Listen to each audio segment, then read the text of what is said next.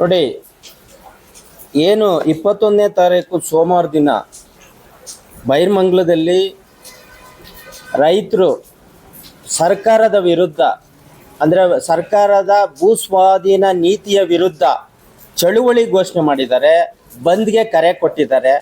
ಅದಕ್ಕೆ ನಾವು ರಾಮನಗರ, ಬೆಂಗಳೂರು ದಕ್ಷಿಣ ಜಿಲ್ಲೆಯ ರೈತ ಸಂಘ ಆಗ್ಬೋದು, ಮತ್ತು ಜನತಾ ಪಾರ್ಟಿಯ ಏನು ನಾವು ಜನಾಂದೋಲನ ಸಮಿತಿ ಅಂತ ಮಾಡ್ಕೊಂಡಿದ್ದೀವಿ, ರಾಷ್ಟ್ರೀಯ ಜನತಾ ಪಾರ್ಟಿಯ ರಾಷ್ಟ್ರೀಯ ಮಹಿಳಾ ಅಧ್ಯಕ್ಷರು ಬಂದಿದ್ದಾರೆ, ವಾಣಿ ಮೇಡಮ್ ಅವರು, ನಾಗೇಶ್ ಅವರು ಬಂದಿದ್ದಾರೆ, ಮತ್ತು ಮಾದೇಗೌಡರು ಬಂದಿದ್ದಾರೆ. ಈ ಪಕ್ಷದ ವತಿಯಿಂದನೂ ಕೂಡ ಸಂಪೂರ್ಣವಾದಂಥ ಬೆಂಬಲ ಕೊಡ್ತಾ ಇದ್ದೀವಿ. ಆ ರೈತರಿಗೆ ಕಾರಣ ಇಷ್ಟೇ, ಅಲ್ಲಿ ಅನೇಕ ವಿಧವಾದಂಥ ಮೋಸಗಳು ನಡೀತಾ ಇದೆ. ಆ ಭಾಗದ ಭೂಮಿಗೆ ಬಂಗಾರದ ಬೆಲೆ ಇದೆ, ಅದ್ಯಾವುದು ಪರಿಗಣಿಸಿಲ್ಲ ಸರ್ಕಾರ. ಎರಡನೇದಾಗಿ ಮೋಸ ಮಾಡಕ್ಕೆ ಹೊರಟಿದ್ದಾರೆ. ಏನು ಗ್ರೇಟರ್ ಬೆಂಗಳೂರು ಅಂತ ಹೆಸರಿಟ್ಕೊಂಡು, it is not greater Bengaluru, it is greater DK.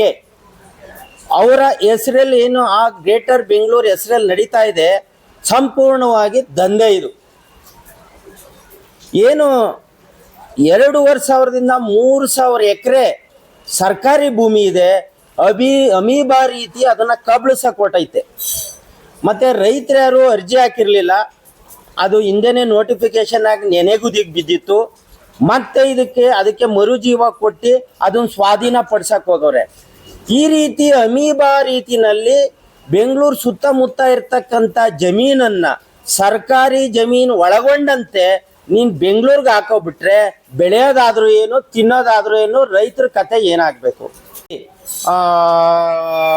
ಯಾವುದೇ ವಹಿವಾಟು ನಡೀದಂಗೆ ಸಾಂಕೇತಿಕವಾಗಿ ಅಲ್ಲಿ ಬಂದ್ ಶುರು ಮಾಡಿದ್ದೀವಿ.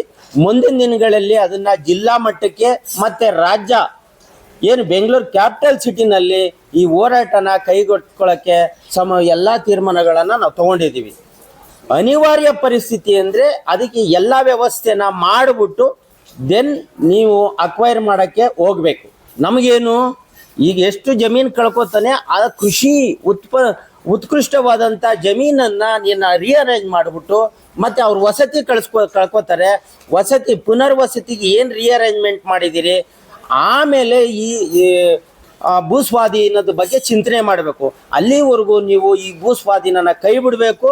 ಈಗ ಯಾವ ರೀತಿ ನಾವು ಬೇರೆ ಜಿಲ್ಲೆನಲ್ಲಿ ನೀವು ಭೂಸ್ವಾಧೀನನ ಕೈ ಬಿಟ್ಟಿದ್ದೀರೋ ಅದೇ ಮಾದರಿಯಲ್ಲಿ ನಾವು ಭೂಸ್ವಾಧೀನ ಕೈ ಬಿಡಬೇಕು ಅಂತಕ್ಕಂಥದ್ದು ನಮ್ಮ ರೈತರ ಒತ್ತಾಯ ಇದೆ. ನಾವು ಯಾವುದೇ ಕಾರಣಕ್ಕೂ ಅದನ್ನು ಮುಂದುವರಿಯೋಕ್ಕೆ ಬಿಡೋದಿಲ್ಲ.